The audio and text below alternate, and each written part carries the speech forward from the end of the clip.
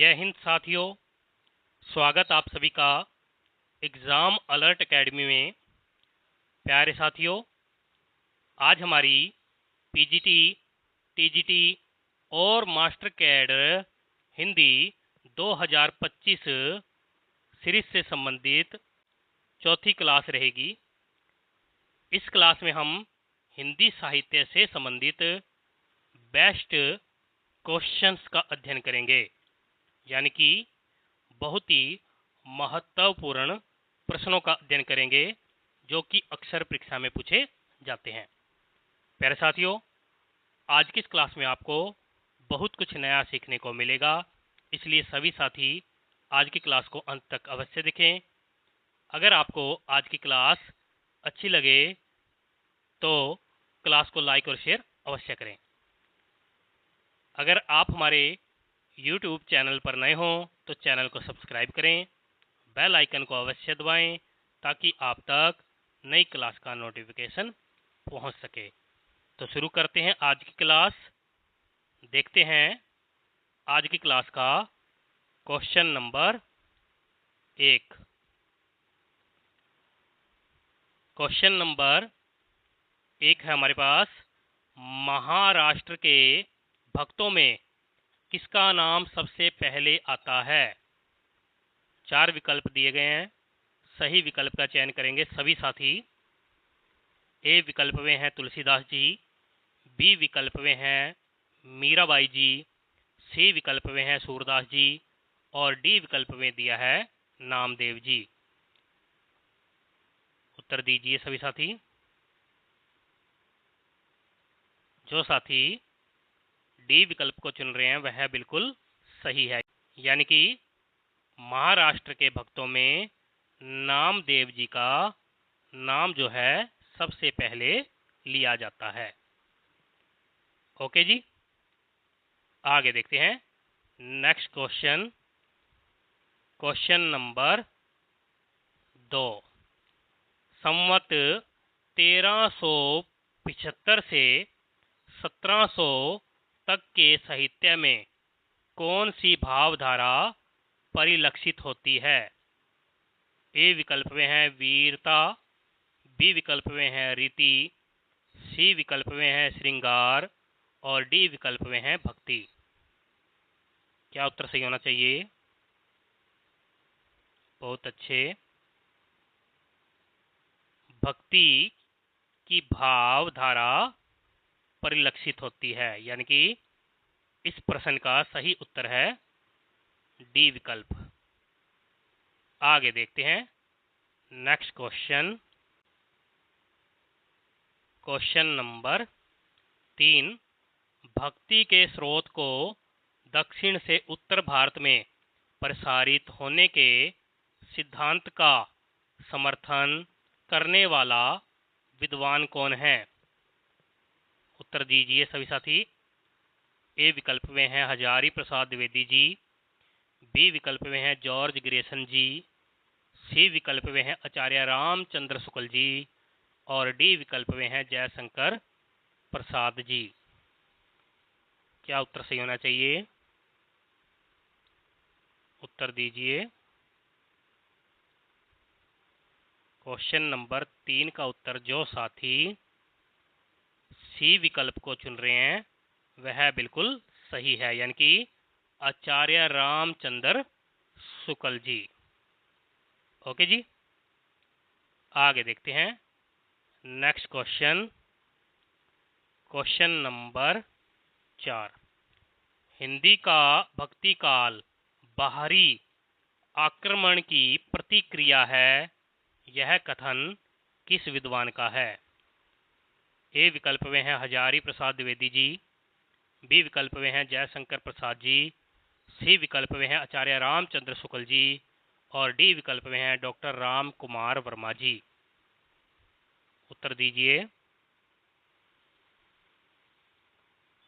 Question number 4 का उत्तर जो साथी सी विकल्प को चुन रहे हैं वह बिल्कुल सही है, यानी कि आचार्य रामचंद्र शुक्ल जी का यह कथन है। ओके जी, आगे देखते हैं नेक्स्ट क्वेश्चन, क्वेश्चन नंबर 5। विशिष्टाद्वैतवाद के प्रतिपादक कौन हैं? ए विकल्प में हैं मध्वाचार्य जी, बी विकल्प में हैं रामानुजाचार्य जी, सी विकल्प में है रामानंद जी, डी विकल्प में है निम्बार्काचार्य जी। उत्तर दीजिए सभी साथी। विशिष्टाद्वैतवाद के प्रतिपादक जो हैं रामानुजाचार्य जी माने जाते हैं, यानी कि इस क्वेश्चन का सही उत्तर है बी विकल्प। आगे देखते हैं next question, question number 6। Alvar भक्तों की संख्या कितनी मानी जाती है? ए विकल्प में है 84, बी विकल्प में है 9, सी विकल्प में है 12, डी विकल्प में है 4। उत्तर दीजिए। बहुत ही आसान क्वेश्चन है। आलवार भक्तों की संख्या जो है 12 मानी जाती है। ओके जी, आगे देखते हैं next question, question number 7। Ramanand ji किसकी शिष्य परंपरा में आते हैं? ए विकल्प में है नाथ मुनि जी, बी विकल्प में है रंगाचार्य जी, सी विकल्प में है रामानुजाचार्य जी और डी विकल्प में है पुंडरीकाक्ष जी। उत्तर दीजिए।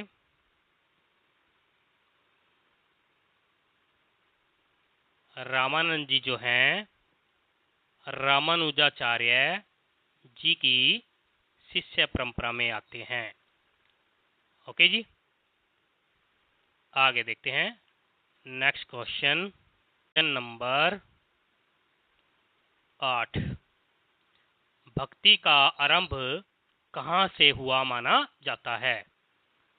ए विकल्प में है उत्तरी भारत से, बी विकल्प में है दक्षिण भारत से, सी विकल्प में है पूर्वी भारत से और डी विकल्प में है पश्चिमी भारत से। क्या उत्तर सही होना चाहिए? उत्तर दीजिए सभी साथी। भक्ति का आरंभ जो है दक्षिणी भारत से माना जाता है। ओके जी, भक्ति का आरंभ जो है दक्षिण भारत से माना जाता है। आगे देखते हैं नेक्स्ट क्वेश्चन, क्वेश्चन नंबर 9। आरती कीजिए हनुमान लला की रचना के रचयिता कौन है?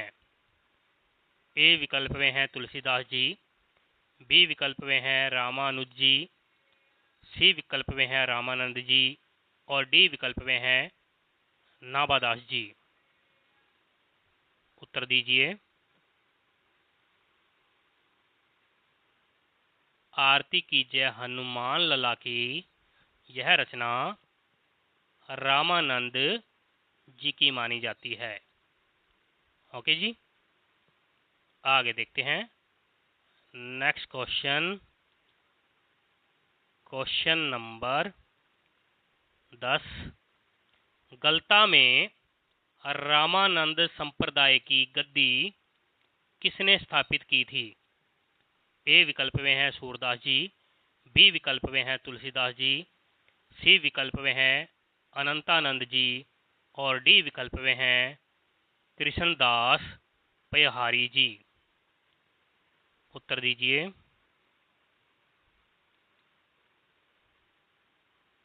गलता में रामानंद संप्रदाय की गद्दी जो है कृष्णदास पयहारी जी ने स्थापित की थी। ओके जी, आगे देखते हैं नेक्स्ट क्वेश्चन, क्वेश्चन नंबर 11। निम्न में से कौन रामानंद जी की शिष्य परंपरा में नहीं आते हैं?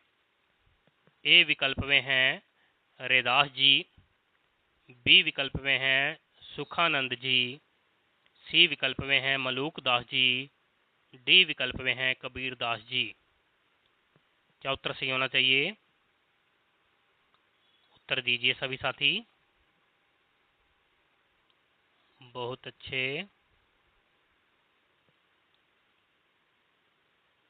मलूक दास जी जो हैं रामानंद जी की शिष्य परंपरा में नहीं आते हैं। ओके जी, आगे देखते हैं नेक्स्ट क्वेश्चन। Question number 12। भक्ति काल को हिंदी काव्य का स्वर्ण काल सर्वप्रथम किसने कहा है? उत्तर दीजिए। ए विकल्प में हैं जॉर्ज ग्रेसन जी, बी विकल्प में हैं आचार्य रामचंद्र शुक्ल जी, सी विकल्प में हैं हजारी प्रसाद द्विवेदी जी, और डी विकल्प में हैं डॉक्टर नागेंद्र जी। भक्ति काल को हिंदी काव्य का स्वर्ण काल जो है सर्वप्रथम जॉर्ज ग्रियर्सन जी ने कहा है, यानी कि इस प्रश्न का सही उत्तर है ए विकल्प। आगे देखते हैं next question. Question number 13। Hindi के किस काल को स्वर्ण युग कहा जाता है? ए विकल्प में है आदिकाल, बी विकल्प में है रीतिकाल, सी विकल्प में है भक्तिकाल, और डी विकल्प में है आधुनिक काल। उत्तर दीजिए। भक्ति काल को हिंदी का स्वर्ण युग कहा जाता है। ओके जी, आगे देखिए क्वेश्चन नंबर 14। भक्ति काल को किस आचार्य ने पूर्व मध्यकाल कहा है?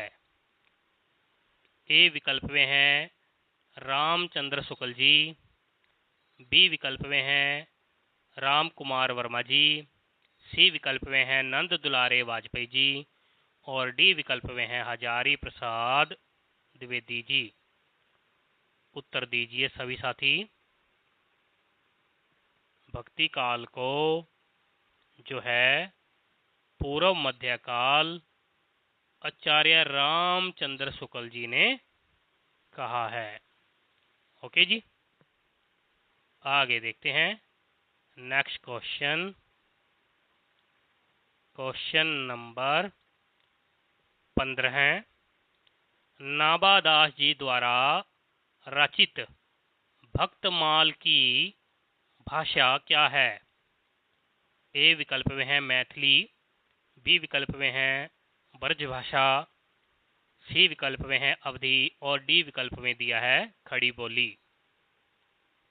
क्या उत्तर सही होना चाहिए? नाबादास जी द्वारा रचित भक्तमाल की भाषा जो है ब्रज भाषा मानी जाती है, यानी कि इस प्रश्न का सही उत्तर है बी विकल्प। आगे देखते हैं next question. Question number 16। Nabadas ji द्वारा रचित अष्टयाम की भाषा क्या है? ए विकल्प में है अवधी, बी विकल्प में है मैथिली, सी विकल्प में है ब्रजभाषा, और डी विकल्प में है छत्तीसगढ़ी। क्या उत्तर सही होना चाहिए?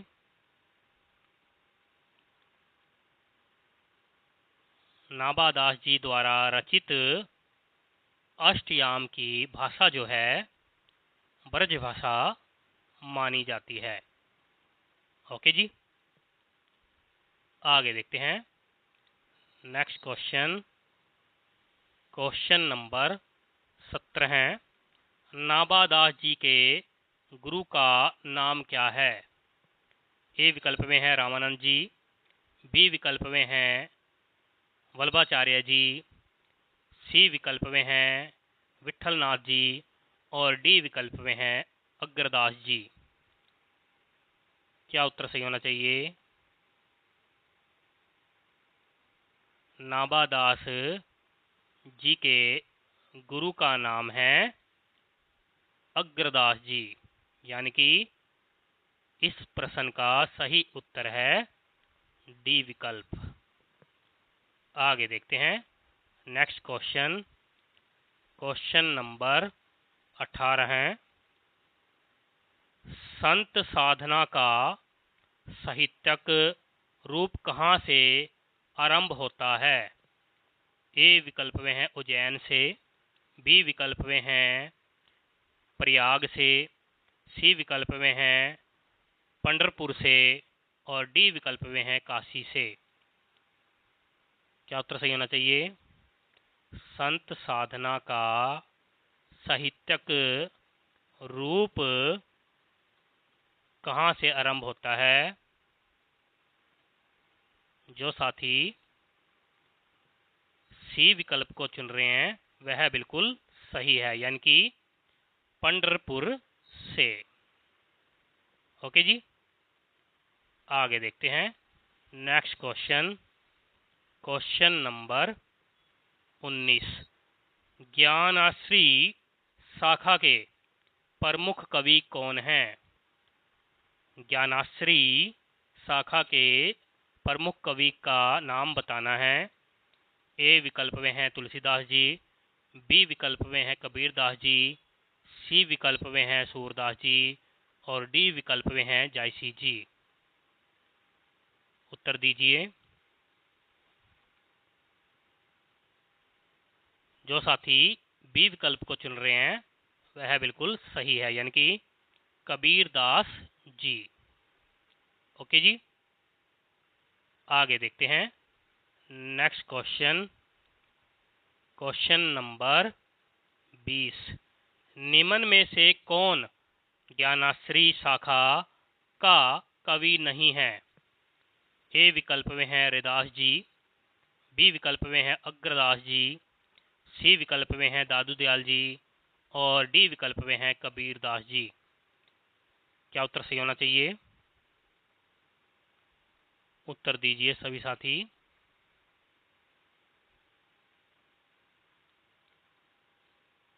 अग्रदास जी जो हैं ज्ञानाश्री शाखा के कवि नहीं है, यानी कि बी विकल्प बिल्कुल सही है। आगे देखते हैं नेक्स्ट क्वेश्चन। क्वेश्चन नंबर 21, निर्गुण संत कवियों में सर्वाधिक शास्त्रज्ञ एवं सुशिक्षित कवि कौन थे? ए विकल्प में हैं धर्मदास जी, बी विकल्प में हैं सुंदरदास जी, सी विकल्प में हैं दादू दयाल जी और डी विकल्प में हैं रज्जब जी।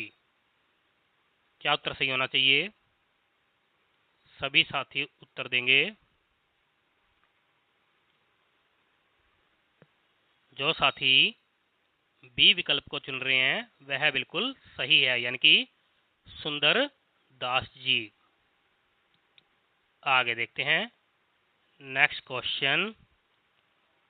क्वेश्चन नंबर 22, निम्न में से कौन सा कवि संत कवि नहीं है? ए विकल्प में है कबीरदास जी, बी विकल्प में हैं रविदास जी, सी विकल्प में हैं धर्मदास जी और डी विकल्प में हैं तुलसीदास जी। उत्तर दीजिए। बिल्कुल सही है, तुलसीदास जी जो हैं संत कवि नहीं हैं। ओके जी, आगे देखते हैं नेक्स्ट क्वेश्चन। क्वेश्चन नंबर 23, हरडे वाणी एवं अंगवधु किसकी वाणी के संकलन हैं? ए विकल्प में है कबीरदास जी, बी विकल्प में है दादू दयाल जी, सी विकल्प में है मलूकदास जी और डी विकल्प में है सुंदरदास जी। उत्तर दीजिए। हरडे वाणी एवं अंगवधु जो हैं दादू दयाल जी की वाणी के संकलन हैं। ओके जी, आगे देखते हैं next question. Question number 24। Kabirdas ji का संबंध किस काव्यधारा से है? ए विकल्प में है प्रेम मार्गी सूफी काव्यधारा, बी विकल्प में है ज्ञान मार्गी संत काव्यधारा, सी विकल्प में है राम भक्ति काव्यधारा और डी विकल्प में है कृष्ण भक्ति काव्यधारा। उत्तर दीजिए। कबीरदास जी का संबंध जो है ज्ञान मार्गी संत काव्यधारा से माना जाता है। ओके जी, आगे देखते हैं नेक्स्ट क्वेश्चन। Question number 25। ज्ञान मार्गी शाखा के कवियों को किस नाम से पुकारा जाता है? ए विकल्प में है नाथपंथी कवि, बी विकल्प में है राम भक्त कवि, सी विकल्प में है सिद्ध कवि और डी विकल्प में है संत कवि। उत्तर दीजिए। ज्ञान मार्गी शाखा के कवियों को जो है संत कवि नाम से पुकारा जाता है। आगे देखते हैं नेक्स्ट क्वेश्चन। Question number 26। निम्न में से किस कवि ने संत काव्य नाम दिया था? ए विकल्प में है आचार्य रामचंद्र शुक्ल जी, बी विकल्प में है हजारी प्रसाद द्विवेदी जी, सी विकल्प में है राम कुमार वर्मा जी और डी विकल्प में है राम विलास शर्मा जी। उत्तर दीजिए। राम कुमार वर्मा जी ने संत काव्य नाम दिया था। ओके जी, आगे देखते हैं नेक्स्ट क्वेश्चन। Question number 27। निम्न में से कौन सी संत काव्य की विशेषता नहीं है?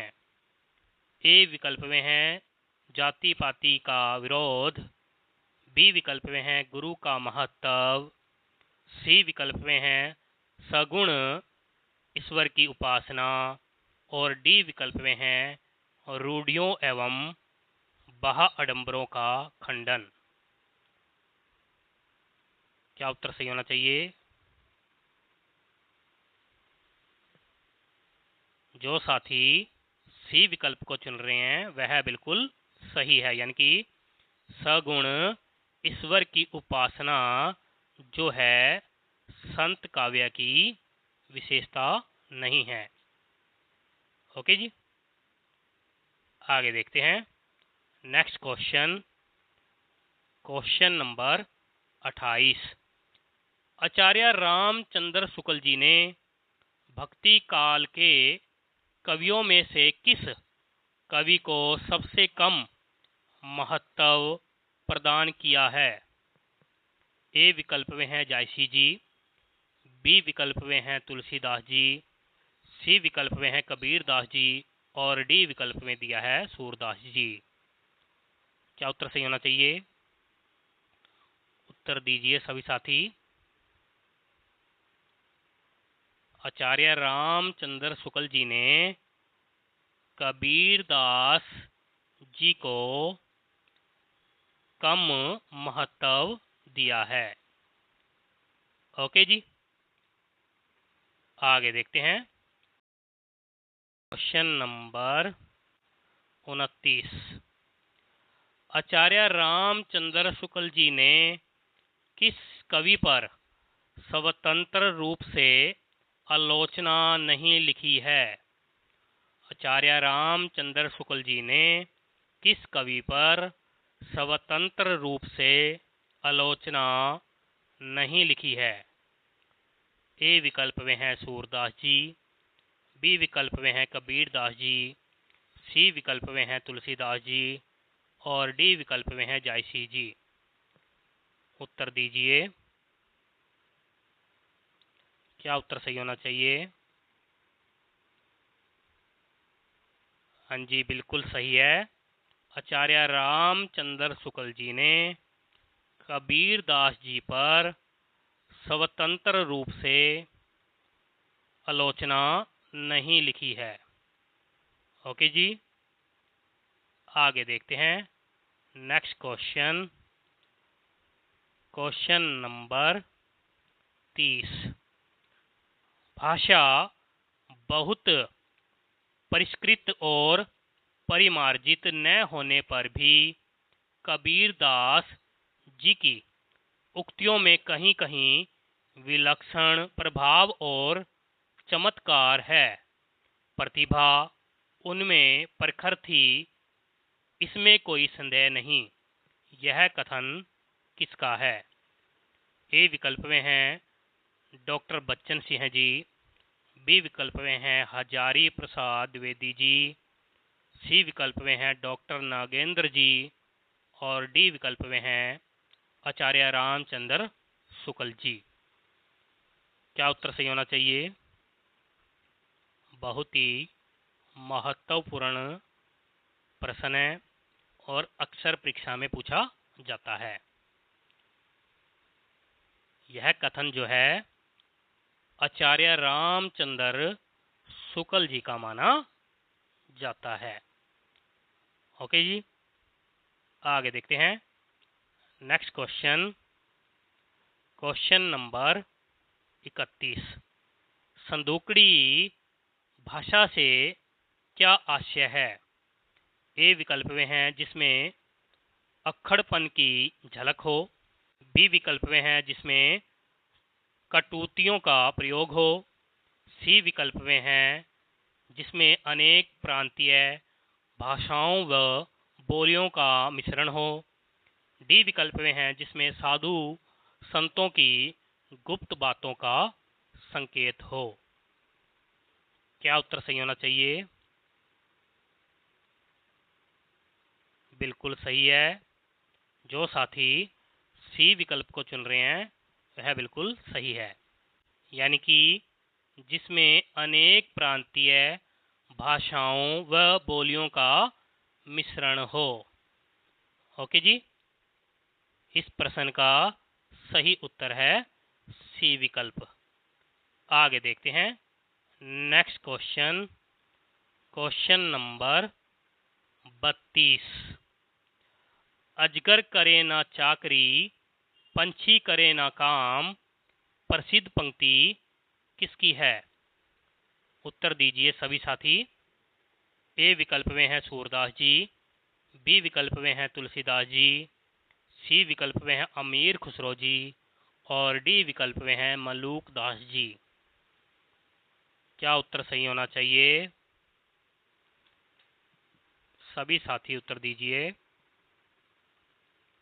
यह पंक्ति जो है मलूक दास जी की मानी जाती है। आगे देखिए क्वेश्चन नंबर 33। रज्जब अली खां जी के गुरु का नाम क्या है? ए विकल्प में है मलूक दास जी, बी विकल्प में है दादू दयाल जी, सी विकल्प में है सूरदास जी और डी विकल्प में है कबीर दास जी। उत्तर दीजिए। रज्जब अली खां जी के गुरु का नाम है दादू दयाल जी। ओके जी, नेक्स्ट क्वेश्चन देखते हैं। Question number 34।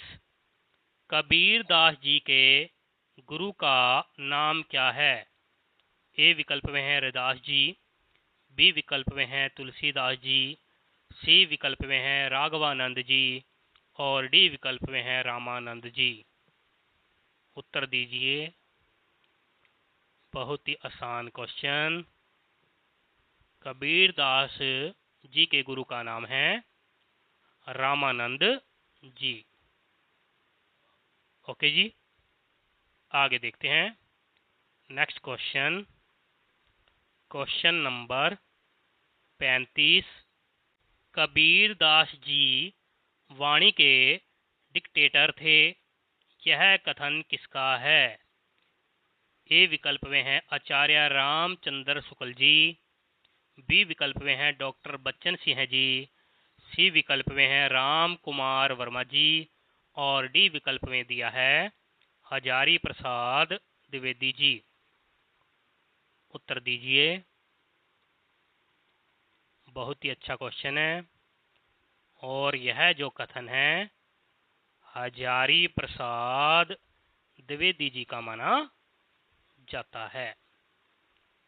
ओके जी, आगे देखते हैं नेक्स्ट क्वेश्चन। Question number 36। तुम जिन जानो गीत है यहूं निज भ्रम विचार, यह कथन किसका है? ए विकल्प में हैं कबीरदास जी, बी विकल्प में हैं सूरदास जी, सी विकल्प में हैं रैदास जी और डी विकल्प में हैं तुलसीदास जी। उत्तर दीजिए। तुम जिन जानो गीत है यह निज भ्रम विचार, यह जो कथन है, यह कथन जो है कबीरदास जी का माना जाता है। ओके जी, बिल्कुल सही है। आगे देखिए नेक्स्ट क्वेश्चन। Question number 37। मसी कागद छुओ नहीं, कलम गयो नहीं हाथ, यह कथन किसके विषय में कहा गया है? ए विकल्प में है रैदास जी, बी विकल्प में है गुरु नानक देव जी, सी विकल्प में है कबीरदास जी और डी विकल्प में है सुंदरदास जी। उत्तर दीजिए। बहुत ही महत्वपूर्ण प्रश्न है और अक्सर परीक्षा में पूछा जाता है। यह कथन जो है कबीरदास जी के बारे में कहा गया है। ओके जी, आगे देखते हैं नेक्स्ट क्वेश्चन। Question number 38। मोको कहाँ ढूंढे बंदे, मैं तो तेरे पास में, यह पंक्ति किसकी है? ए विकल्प में है मलूक दास जी, बी विकल्प में है कबीर दास जी, सी विकल्प में है रविदास जी और डी विकल्प में दिया है नंददास जी। उत्तर दीजिए सभी साथी। यह कथन जो है यानी कि यह पंक्ति जो है कबीरदास जी की मानी जाती है। ओके जी, आगे देखते हैं next question. Question number 39। Kabirdas ji की वाणी का संग्रह बीजक के कितने भाग मिलते हैं? कबीरदास जी की वाणी का संग्रह है बीजक और इसके कितने भाग हमें मिलते हैं? उत्तर दीजिए। बीजक संग्रह के जो हमें 3 भाग मिलते हैं। वह 3 भाग कौन कौन से हैं? साखी, शब्द और रमैणी। ओके जी, आगे देखते हैं next question. Question number 40। Guru Nanak Dev ji का जन्म कहाँ हुआ था? ए विकल्प में है पटना में, बी विकल्प में है तलवंडी में, सी विकल्प में है अमृतसर में और डी विकल्प में दिया है नांदेड़ में। क्या उत्तर सही होना चाहिए? बहुत ही अच्छा क्वेश्चन है, सभी साथी उत्तर देंगे। गुरु नानक देव जी का जन्म जो है तलवंडी में हुआ था। ओके जी प्यारे साथियों, ये थे आज के हमारे बेहतरीन 40 क्वेश्चन जो कि अक्सर परीक्षा में पूछे जाते हैं। मैं आशा करता हूँ आज की इस क्लास में आपको बहुत कुछ नया सीखने को मिला होगा। इसी प्रकार से निरंतर अध्ययन करने के लिए चैनल को सब्सक्राइब करें, बेल आइकन को अवश्य दबाएं ताकि आप तक नई क्लास का नोटिफिकेशन पहुंच सके। अगर आपने हमारी पहली वाली क्लासें नहीं देखी है तो आप प्ले लिस्ट में जाकर उन क्लासों को अवश्य देखें और हिंदी की बेहतर तैयारी करें। तो मिलते हैं अगली क्लास में, तब तक के लिए जय हिंद।